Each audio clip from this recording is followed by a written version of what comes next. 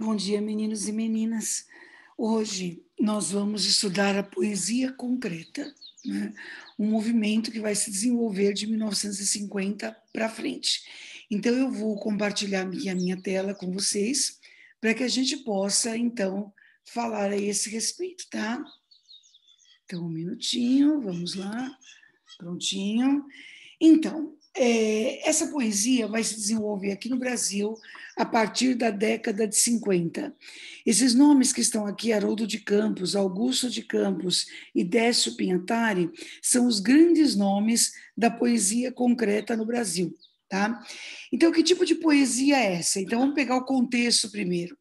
Ela vai refletir a modernidade à medida, por exemplo, em que essa poesia ela foge completamente ao que nós costumamos chamar de poesia tradicional. Não existe estrofação, por exemplo, não existem versos tradicionalmente colocados um embaixo do outro, não é?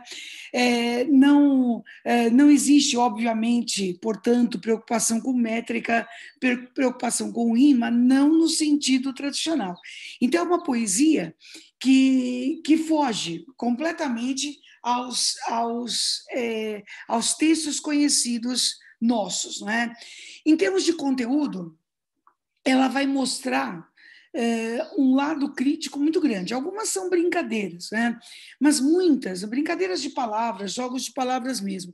Mas as grandes poesias concretas, elas vão refletir essas situações que são vividas no mundo na década de 50, seja a industrialização acelerada, seja a vida urbana, né? Não é uma poesia voltada para o campo, por exemplo, né? Ou voltada para uma realidade nacionalista, mas a ideia é ler o mundo de forma crítica e principalmente com todas as linguagens que esse mundo pode nos fornecer, né? Com todo o material semiótico possível para que a gente possa mostrar da forma mais concisa, mais sintética e mais expressiva possível o que é essa industrialização acelerada e o que é essa vida urbana, né, que se vive na década de 50. Mais precisamente, esse movimento vai se iniciar no Brasil em 1956 com um grupo chamado Grupo Noi Grandes. Se a gente for comparar essa poesia com as gerações anteriores do modernismo, nós vamos ver que ela se aproxima mais da geração de 22. Essa geração segunda, por exemplo, ela até utiliza formas tradicionais. Nós vimos sonetos feitos à moda de Camões em Vinícius de Moraes, por exemplo. Né? Agora, lembram-se da poesia da primeira geração? O poema Pílula, o poema Minuto. Lembra-se daquele poema do Oswaldo de Andrade? Adolescência, aquele amor nem me fale. E é só isso, tá certo? Enfim, nós temos poemas na primeira geração que contestam, né? Que questionam a forma tradicional de poesia. Então, qualquer momento vira poesia. E a poesia, apesar de ainda ter estrofe, ainda ter verso, não é? Ela passa a ser livre, desculpe, ela passa a ter versos brancos, não é? Ela incorpora uma linguagem coloquial e muitas vezes é curtinha, né? Então, é uma poesia iconoclasta, certo? Foi uma poesia que quebrou modelos tradicionais. Nesse sentido, a nossa poesia concreta ela vai ser bem parecida, porque ela também quebra formas tradicionais. Né? O que ela utiliza de material? Tudo. O branco da página, por exemplo, é material para se explorar a significação. Então, usa-se o desenho, usa-se o espaço em branco da página, usa-se a sonoridade, não é? Tudo aquilo que pode ser significativo na palavra. Daí, os autores desse período chamarem essa poesia de verbivocovisual. Por quê? Porque existe o aspecto semântico, que é o verbo, a palavra em si. Obviamente, a palavra tem os seus significados, né? Tem a sonoridade, que vai ser buscada, não é? É a parte vocal, não é? E visual, o desenho. Então, muitas vezes, as palavras formam desenhos. Deixa eu abrir um parênteses aqui. Quando a gente chega a esse ponto do estudo de literatura, nós tendemos a acreditar que essa é a forma mais moderna de poesia que há. E não é bem assim, né? Hoje, por exemplo, nós temos o vídeo-poema, só para vocês terem uma ideia. Então, usam-se esses recursos da poesia concreta e os recursos disponibilizados pela computação gráfica. Então, muitas vezes, as palavras, usando recursos da computação gráfica, são acompanhadas de música de verdade. As palavras se movimentam na tela, criando aí um campo de significação também. Poetas que hoje trabalham com isso, muitas vezes recriam textos já consagrados de autores antigos, não é? Mas muitas vezes eles fazem os seus próprios textos também usando recursos da computação gráfica. Então, hoje, não é? Nós temos mais formas de linguagem ainda. Outra coisa que é muito importante que vocês saibam, antes da gente mostrar os exemplos, né? Essa poesia concreta, ela vai servir de base para o movimento tropicalista depois, com Caetano Veloso, com Gilberto Gil, não é? Então eles vão buscar as suas fontes de inspiração nessa poesia, como diz Caetano Veloso em Sampa, nos poetas de Campos e Espaços, não é? Os irmãos Campos, Haroldo e Augusto de Campos. Então, essa coisa de dar à palavra toda uma significação mais expressiva a partir de ícones diversos vai aparecer também no movimento tropicalista. Mais ainda, publicidade moderna, né? A linguagem publicitária também busca hoje suas fontes nesse tipo de poesia. Deixa eu mostrar para vocês conseguirem fazer as associações, né? Então, para terminar essa parte aqui, é isso: o poema vira um objeto.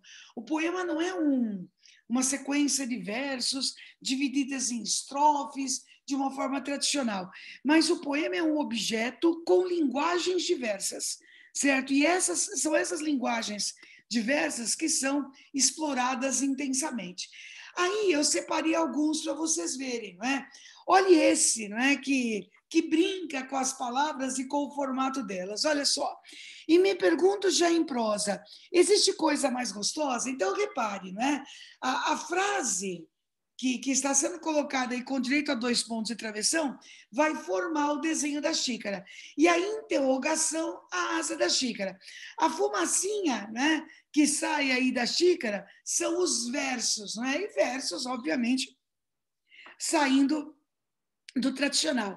Na tarde fria de julho, voa o cheiro, o barulho do café descendo quente pelo bule reluzente. Então, repare que a sonoridade das palavras acaba se harmonizando com o movimento dessa fumacinha subindo. Então, isso aqui, por exemplo, é um exercício lúdico, né? As palavras são utilizadas para brincar com elas, fazendo aí um formato, fazendo um desenho. Agora, olhe essa. Essa aqui já é diferente, né? Repare que esse poema, e isso é um poema, né? Tem um efeito 3D, certo?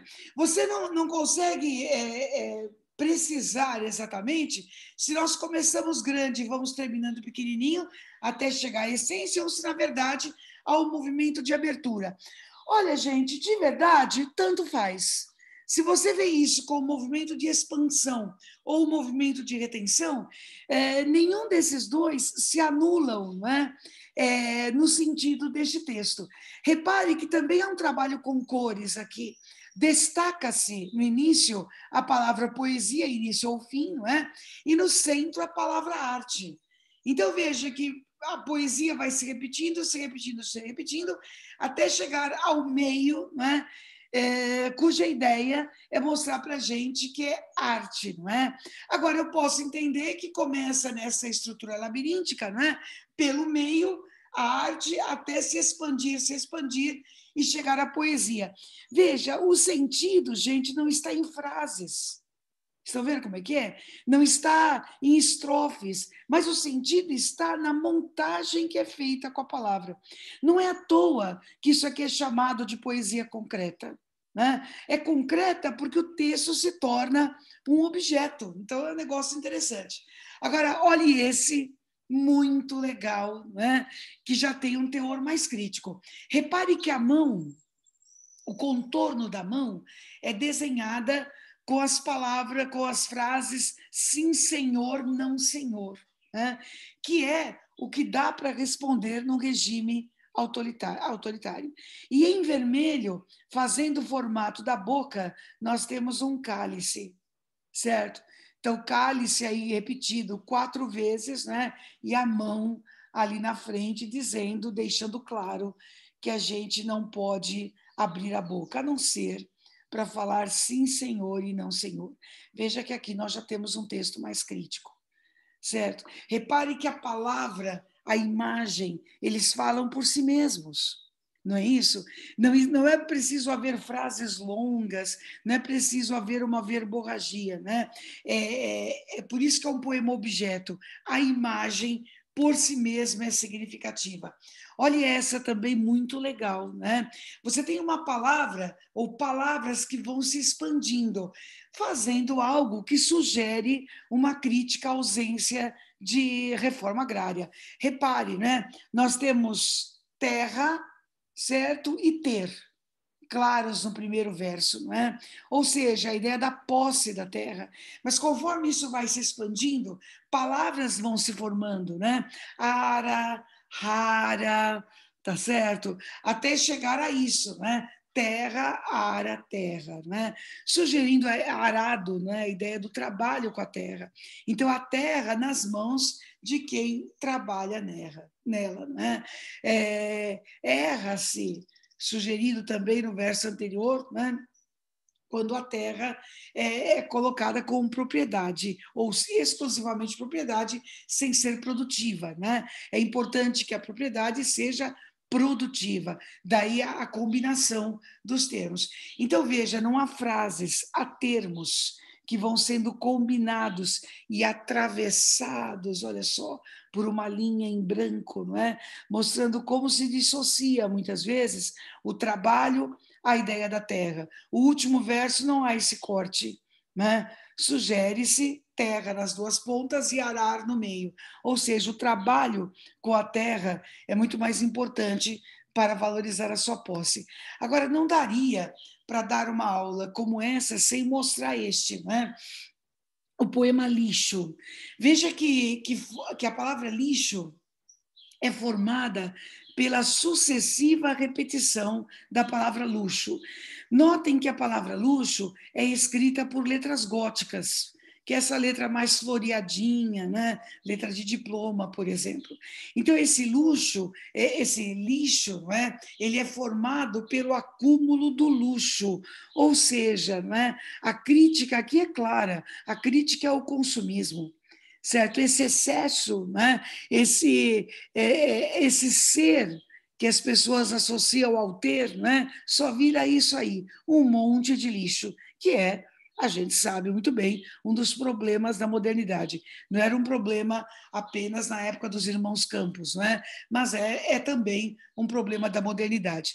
Então, gente, a poesia concreta é essa poesia que é concreta no sentido de se tornar objeto. É nesse sentido que ela é concreta, né? E ela analisa, ela utiliza potencialmente todos os recursos possíveis da linguagem, seja aquilo que a palavra pode nos dizer, seja o que a disposição das palavras na frase pode nos dizer, né? Seja o significado da combinação de tudo isso. Então, são possibilidades de arte, possibilidades de leitura, não existem regras fixas, né? O que existe é algo essencial para ser colocado, né? E esse algo essencial é o sentido. Todas as linguagens que nós pudermos usar para colaborar com esse sentido, para enriquecer esse sentido, isso já está valendo. Tá bom? Então é isso, meninos. Façam os exercícios a respeito e em breve nós corrigimos. Um beijo aí no coração de todos vocês, tá? Caprichem. Em breve nós voltamos a falar sobre isso, corrigindo os exercícios. Um beijo.